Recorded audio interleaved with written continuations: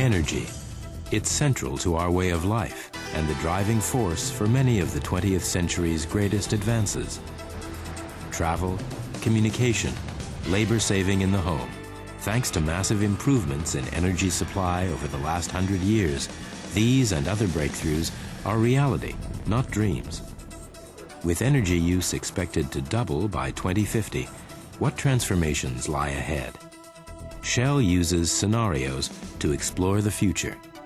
Our scenarios are not mechanical forecasts. They recognize that people hold beliefs and make choices that can lead down different paths. They reveal different possible futures that are plausible and challenging. Our latest energy scenarios look at the world in the next half-century. We believe we are entering an era of revolutionary transitions. How will the world deal with them? Three hard truths are driving the transitions. There is a surge in energy use. Traditional energy sources are struggling to keep up with demand, and rising emissions of carbon dioxide and other greenhouse gases are affecting levels of climate stress. We look at the choices these truths force people to consider through two different scenarios: the world of scramble and the world of blueprints. Both describe plausible, possible futures. In the scramble world, events outpace actions. Security of energy supply and fears of losing economic ground shape decision-making. For the next 10 years, people from all walks of life join in the debate about energy and climate change. But no one seems truly wedded to action on a large scale. Governments generally choose solutions that are politically straightforward and local. They prefer to rely on indigenous energy sources, so coal makes a big comeback in some regions despite its higher emissions. Drivers stay with liquid fuels.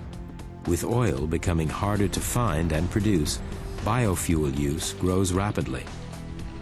Energy efficiency improves only gradually. Trading in emissions credits remains patchy and ineffective. Without a meaningful price, business lacks direction for technology investments to improve emissions management. In the scramble world, no one is prepared to change the status quo. Dealing with today's problem takes priority. By the 2020s, life has become volatile and uncertain. Energy availability is often tight. Severe weather events are blamed on a lack of previous action on climate change. The public cries out, and governments in the different regions respond in different ways, but without consistency or cohesion. Eventually, a new, more positive phase emerges. Enforced steps to reduce energy demand gradually have an effect. Background, individual, local efforts to promote renewable energy sources start to pay off. Renewables become well enough established and on a large enough scale to be competitive. Greenhouse gas emissions eventually begin to fall in the scramble world. But the earlier periods of economic volatility and the legacy of high emissions continue to have an impact. Because events outpaced actions, major work will still be needed after 2050 to achieve real sustainability. The world of blueprints shows what can happen when actions outpace events.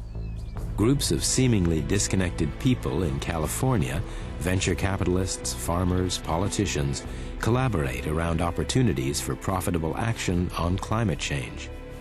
Publics put international pressure on governments for change. Smart investments in modern facilities improve air pollution, energy efficiency, and greenhouse gas emissions, all at the same time.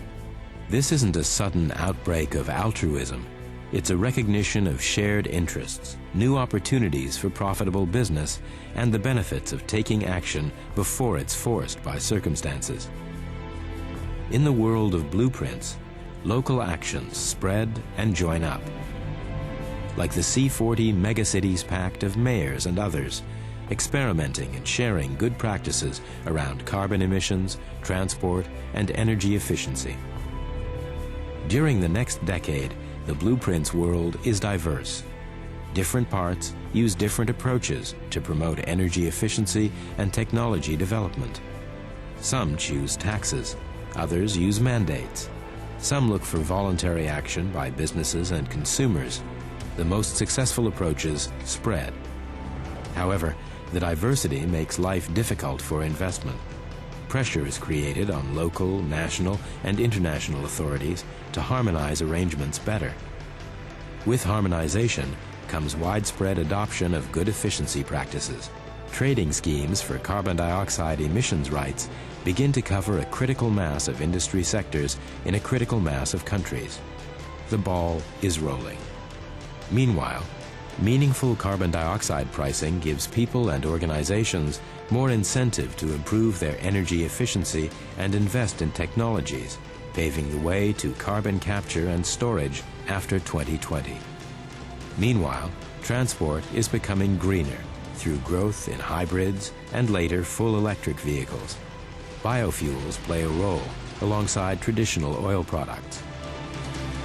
By the 2040s, the blueprint's world sees renewable energy technologies compete on price against fossil fuels, which are well managed with carbon capture and storage. So carbon emissions are well advanced on a downward path by mid-century. It's been a bumpy journey for some, but collaboration, successful carbon policies, and faster technology deployment have all contributed to a more sustainable world than scramble. Our two scenarios are quite different, but they share some common ground. Both recognize that the status quo will not continue. Both envisage an era of revolutionary transitions in the energy scene. Both recognize that most of the world's people will keep pursuing the higher living standards made possible by energy consumption. Both play out over 50 years. They show the immense impact on our generation and the next of the choices people make today in response to global challenges. At Shell, both scenarios help us in making our choices and preparing to face uncertainty. Traditionally, Shell uses its scenarios without expressing a preference for one over another. However, in a break with tradition, in our view, from the two scenarios, the blueprint's outcomes offer the best hope for a sustainable future, whether or not they arise exactly in the way we describe. We are convinced they are possible with the right combination of policy, technology, and commitment from governments, industry, and society globally. But achieving them will not be easy, and time is short. We want to be part of developing the technologies the world needs. We want the guidance of new regulatory frameworks that will bring developments to a mass scale to make a difference.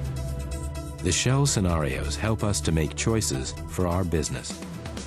What choices do you face around energy demand and supply, contributing to social and economic development and safeguarding the future of the planet?